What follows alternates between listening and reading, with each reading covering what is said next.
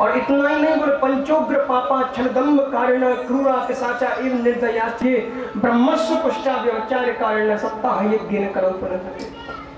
जीवन भर पाप करता रहा, पाप करते करते मर गया और मरने के बाद में भूत प्रेत आदि बन गया। ऐसे व्यक्ति के निमित्त भी यदि कथा करा दी जाए उसकी भी मुक्ति हो जाती। नारद जी बोले वाह, जो मर गया और मरने के बाद में भूत प्रेत आदि योनि में चला गया उसकी मुक्ति। बोले हाँ। बोले महाराज किसी की हुई भी है या पहले किसी की हुई है? तो बोले इसके लिए मैं तुमको एक कथा सुनाता हूँ। सनत कुमार जी नारद जी को सुना रहे। बेटा तुरई का मुझे हमारी तरफ को बंद कर दे।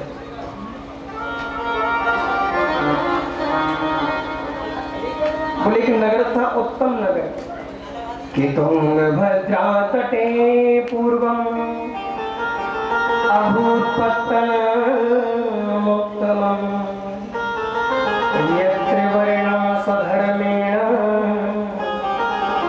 सत्य सत्कर्म तत्परा। तुंगभद्रा तटे पूर्वम, तुंगभद्रा नाम की नदी उसके किनारे एक नगर बसा था, नाम है जिसका उत्तम नगर। उत्तम नगर में चारों वर्णों के लोग रहते थे। तो एक पंडित जी रहते थे, नाम है जिनका आत्मदेव। बड़े निष्ठावान, भगवत प्रेमी, भजनानंदी, विद्वान। लेकिन पंडित जी की जैसे पंडित जी हैं बिल्कुल विपरीत उनकी पत्नी थी। नाम था धुंधली देवी और यथा नाम तथा गुण, जैसा नाम था वैसा गुण भी था। जब तक दो चार पड़ोसियों को गाली ना दे ले, लड़ झगड़ ना ले, तब तक भोजन की तो बात, पानी भी हजम नहीं होता था।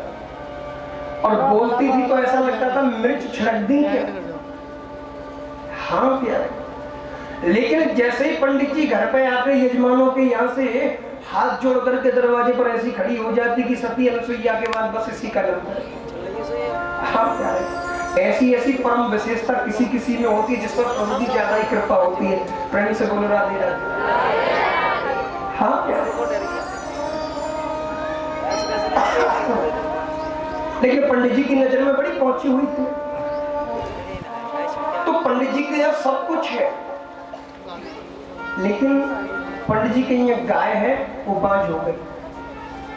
पंडित जी कोई भी पेड़ लगाते हैं वो सूख जाता है, इनके यहाँ कोई संतान भी नहीं है।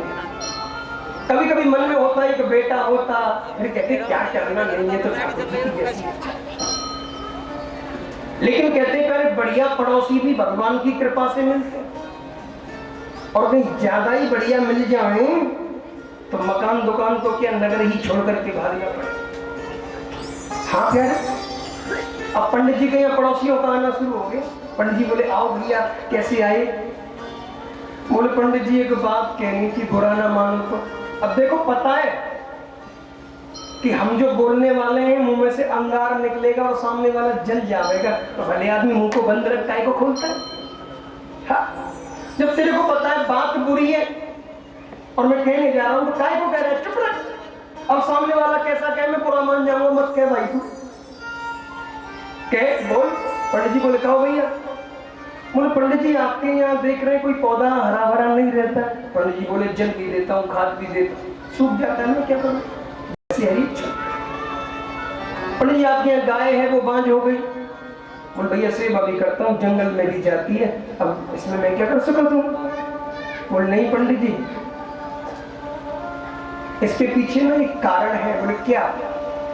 बोले आपके यहाँ कोई संतान नहीं है ना, कोई संतान नहीं है ना, इसीलिए आपके देवता आपसे नाराज हैं, आपके पितृ आपसे संतुष्ट नहीं है, आपकी दी हुई अंजलि वो ग्रहण नहीं करते, और जिसके यहाँ बेटा नहीं होता उसे पूत नाम के नरक में जाना पड़ता है। अच्छा पंडित जी आप जानो, आपका काम जाने, पड़ोसी होने के नाम नाते बताना था, हम चले। अब प्यारे पड़ोसी तो चले गए। पंडित जी रात में रोने लगे, हे भगवान मेरे देवता मेरे से संतुष्ट नहीं, पितरी मेरी दी हुई अंजलि लेते नहीं, ऐसे जीवन का रख करके मैं क्या करूं? धिक्कार है ऐसे जीवन को, नहीं जीना, मरने के लिए पंडित जी चल पड़े। क्या अब बताओ ऐसे पड़ोसियों का क्या फायदा? एक विद्वान ब्राह्मण को बैठा दिया, उठ करके गया, नदी में कूदने लगा। लेकिन यहां पर एक संत आ गए। क्या बढ़िया संत जीवन में मिल जाए तो कल्याण कर देता है। संत जी ने देखा ये काय को रोता है। अरे पंडित जी क्या बात है? चेहरे से तो बड़ा विद्वान मालूम होता है, विद्वान ब्राह्मण है, हो सकता है घर से वैराग्य हो गया, भगवान को प्राप्त करना चाहता है। आजा भैया आजा, मैं बताऊंगा तेरे को भगवान कैसे मिलेगा। पंडित जी ने आके चरण पकड़ लिए, बाबा भगवान से नहीं मिलना तो काय को रोता है? बोले मेरे देवता मेरे से संतुष्ट नहीं, पितरी दी हुई अंजलि ग्रहण करते नहीं, कोई भी पेड़ लगाता हूं सूख जाता है, और इसके पीछे एक ही कारण है कि मेरे यहाँ संतान नहीं है, बेटा नहीं है। संत जी बोले भले आदमी बेटा के लिए रोता है, क्या करेगा बेटा लेकर के? करते क्या है ये बेटा? बोले जब मर जाते हैं तो मरने के बाद में एक मोटा लठ लेते हैं, खोपड़ी में मारते हैं, खोपड़ी फट जाती है, उसमें एक लोटा घी भर देते हैं, जिसे कहते हैं कपाल क्रिया। और भले आदमी जब यही काम करवाना है तो किसी पड़ोसी से करा लेना, कोई मना थोड़ी करेगा, डंडा तो हंस के मारेगा। और ये वही बेटा लायक ना होकर के नालायक हो गया, पंडित जी एक लोटा नहीं 50 लोटा घी भी भरेगा ना तो तुम्हारी मुक्ति होने वाली नहीं है। क्या करोगे बेटा करके? अरे प्यारे बेटा ही चाहिए तो गोपाल को अपना बेटा बना लो, भगवान को अपना बेटा बना लो। और तुमको बनाने में देरी होगी लेकिन इसको आकर के निभाने में देरी नहीं होगी। प्यारे विश्वास है मन में। मेरे को एक कथा याद आ गई हमारे ब्रज की। ब्रज के एक संत हुए जिनके 4 बेटा थे, लेकिन 5वां बेटा लड्डू गोपाल जी को मानते थे, ये मेरा बेटा है। बाजार में जाते तो मक्खन मिश्री लेकर के आते, बढ़िया बंसी पोशाक, बढ़िया बढ़िया खिलौना। धीरे धीरे समय निकला, एक दिन आया तो हमारे हरियाली तीज को बांके बिहारी जी का हिडोला लगता है वृंदावन में, तो मेला लगता है। तो ब्रज से 20-30 किलोमीटर दूर से लोग पैदल पैदल दर्शन करने के लिए आते हैं। तो बहू बोली बाबा आप कृपा करो हमें चूड़ी पहनवा दो, जाते हम मेला जाएंगे। तो सामने तो निकली मनिहारी, मनिहारी को बुलाया, और मनिहारी धुआं हमारी बहू है, भीतर उनको चूड़ी पहनाया। प्यारी मनिहारी आई और मनिहारी जब इन चारों को चूड़ी पहनाने लगी तो 5वीं श्री राधा रानी कब आ गई और कब चूड़ी पहन करके चली गई ये चारों को पता नहीं चला। अब मनिहारी बाहर आई, बाबा बोले बेटिया क्या पैसा है? बोले बाबा 5 बहुन के 5 रुपया है। बाबा बोले तेरे दिमाग खराब है क्या? अरे मेरी तो 4 ही बहू हैं, 5वीं को कौन चूड़ी पहनना आई? अरे बोले बाबा मैं 1 रुपया के पीछे झूठ थोड़ी बोलूंगी, मैं 5 बहू को पहना के आई हूँ। अब मनिहारी कहे 5 हैं, बाबा कहे 4 हैं, 5 हैं, 4 हैं। आपस में बहस चल रही थी। प्यारे भीतर से राधा रानी आई, चौखट पकड़ करके घूंघट उठा करके बोली बाबा लाला को तो बढ़िया बढ़िया मिश्री, बढ़िया बढ़िया बंसी लेकर के आवे, पोशाक लेकर के आवे, और मैंने आज 1 रुपया की चूड़ी पहने तो तेरी जान निकल गई। प्यारे इतना कहा कि बाबा की आंखों से आंसू निकल पड़े, धराम से 4 पाई से नीचे गिर पड़े, आंसुओं की धार बह चली। बाबा घबरा गए, मनिहारी घबरा गई, बोली बाबा तेरा पैसा मेरे को नहीं चाहिए, तू रुक।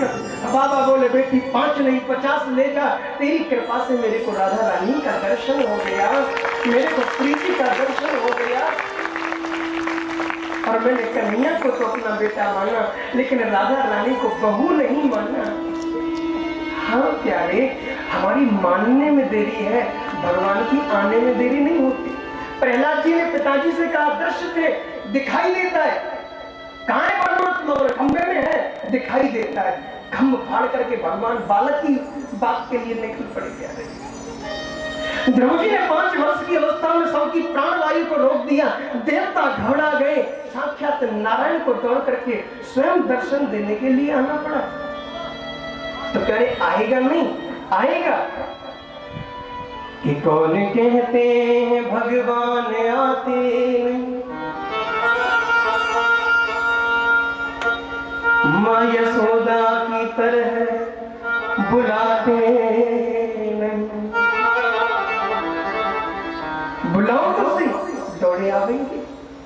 जिसने हरि गुण गाए प्रभु दौड़े चले आए। बुलाओ तो सही एक बार। जिसने हरि गुण गाए, जिसने हरि गुण गाए, हरि दौड़े चले आए, हरि दौड़े चले आए, दौड़े चले आए, हरि दौड़े चले आए, हरि दौड़े चले आए, हरि दौड़े चले आए, हरि दौड़े चले आए, हरि दौड़े चले आए। जिसने हरि गुण गाए,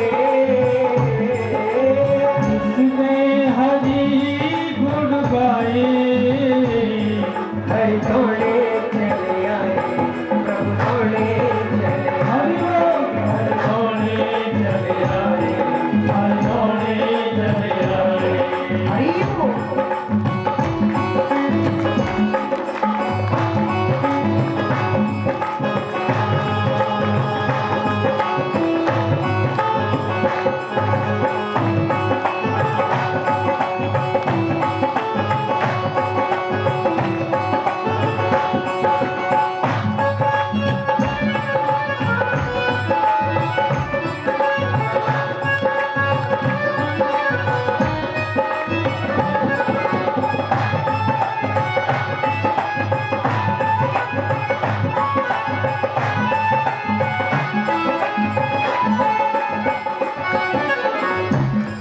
भक्त प्रहलाद ने था पुकारा, भक्त प्रहलाद ने था पुकारा।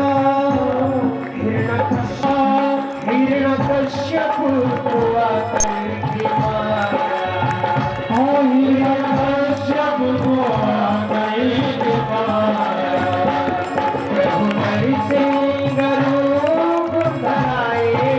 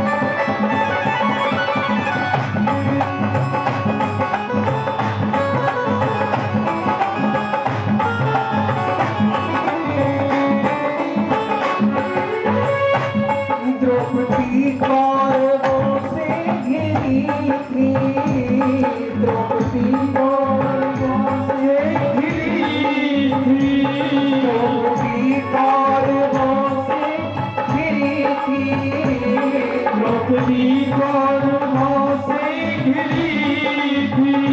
वंशी पाले से विनती करी थी, वंशी पाले से विनती करी थी।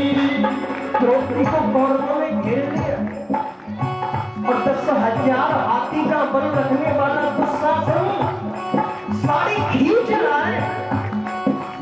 प्यारे। और जैसे ही द्रौपदी का तार गोविंद से मिला, गोविंद दौड़ पड़े द्रौपदी और वो से भी थी, द्रौपदी गौरवों से घिरी थी, मुरली वाले से विनती करी थी, मुरली वाले से विनती करी थी, मुरली वाले से विनती करी थी, मुरली वाले से विनती करी थी। प्रभु आकर के चीर बढ़ाए, प्रभु आकर के चीर बढ़ाए, हरि दौड़े चले आए, हरि दौड़े चले आए, हरि दौड़े चले आए, हरि दौड़े चले आए, हरि दौड़े चले आए।